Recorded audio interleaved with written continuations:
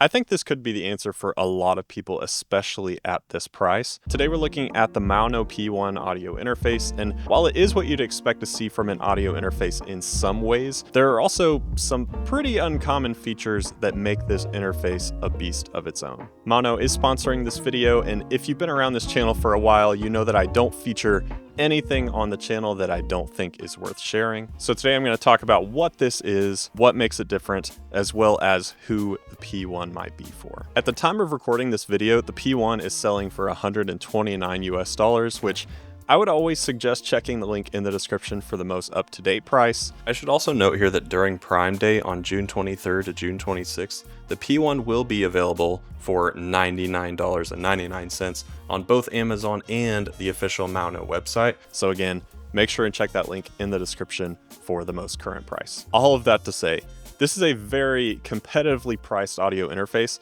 so I sort of expected it to feel subpar in some way when I first got it out of the box, but I was wrong. The P1 feels awesome. It has auto gain, phantom power, 3.5mm outputs for headphones and cameras. I'll touch on that in a minute. You still get a set of monitor outputs and 2 USB-C ports, one for connecting to your computer or whatever you're recording to, and the other is an OTG port, which means that you can simultaneously connect something like a phone or tablet while being connected to your computer. Essentially, you get some of the key features you would expect to see in an audio interface, but it does seem to go beyond that in a unique way, so let's talk about it. To be clear, the P1 has one XLR input and 1/4 inch input. So maybe you want to do vocals or guitar or even both at the same time. You could do that really easily here. But one thing I really want to emphasize here is that if you use a dynamic mic like an SM7B or an SD1, like you're hearing right now, you used to have to buy an inline mic preamp because budget interfaces just didn't have enough juice to get your mic loud enough without boosting it in post and getting a bunch of noise. But that's not a problem here at all. This mic preamp has 70 dB of gain and it's very clean. Both the XLR and 1/4 inch inputs have auto gain, which is useful in a couple of different scenarios. Number one, you're new to this sort of thing and you don't want to set things too high or too low. Or number two, you just want to focus on the playing while the interface sets the gains for you. What I find cool about this unit specifically is that you can hold down both of the gain knobs at the same time, play your instruments, and then it'll take care of setting your gain levels at the same time. And I'll be honest, I haven't used this a ton on other devices just because I've been doing it the old-fashioned way for so long, but it is very useful in those contexts. Quick question, how many inputs do you need in your setup? Let me know down in the comments. I'm looking forward to talking about it. But this one is a new one for me.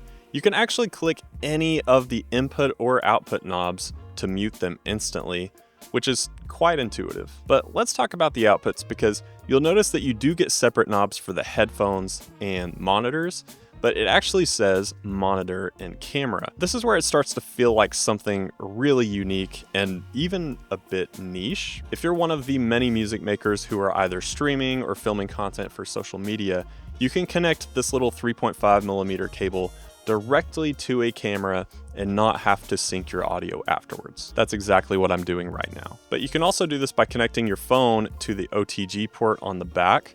And the cool thing about this is that you can actually send audio from your phone through this same OTG connection as well. This could also be really good for sampling things online, using an iPad app as an instrument, or again, the content creation stuff, which I know a lot of us are doing, whether we're super passionate about it or not. The way that I look at the P1 is if I was looking for a beginner or even a travel audio interface, since this is powered over USB, this does check all the boxes and has those more niche features, but it still comes in less than a lot of the typical solo style audio interfaces. But as I said earlier, the mic you're hearing right now is going directly through the P1 and to my camera. But just to give you a more practical use for the music making side of things, here is a quick demo using both inputs at the same time on a vocal and keyboard.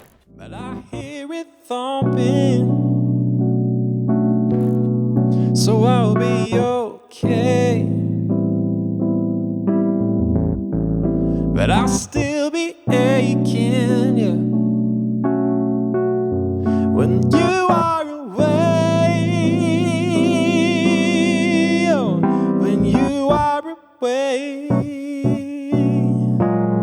The P1 does come with a companion software called Pro Studio 2, but unfortunately, I was unable to test it as it's only available on Windows as of recording this video. The idea is that it gives you a deeper level of control in routing the various ins and outs, including the USB ones, but Mac users, fear not, as between your DAW and the interface itself, you can still do anything you need to. By the way, if you're getting any value out of this video, would you consider hitting that like button and subscribing so that you don't miss more videos like this every single week? Thank you.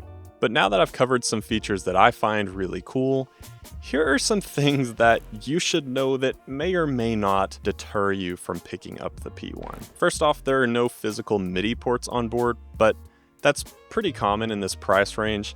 Pretty much all your modern MIDI stuff is going to be USB anyways. Also, because this has one preamp and there's not really a way to expand that into the interface itself, it does kind of limit who this is for to some degree, but there's still a ton of people who are top lining, rapping onto a beat, or honestly, there are a lot of productions that I don't use more than one mic at a time. So don't let that freak you out too much, but just be aware realistically of what your needs are. And this one's a bit funny, but while it is kind of cool to have a 3.5mm headphone jack on an audio interface, I have all of these, let me get it. Yeah, I have all of these headphone extensions now with the 1/4" end in my studio. So now I feel like the odd one out. I may need to adapt backwards. But in the end, this is a very affordable audio interface with very specific features on board. So who is the P1 really for? First off, I want to reiterate that even without the camera audio and the second USB port, like even if you're not going to use those features, this is a very capable audio interface for the price, and I still think it's worth considering. More specifically, if you're either new to recording and don't need more than one mic at a time, I mean, you can still record stereo stuff, or a mic and a guitar, a mono keyboard with a mono guitar.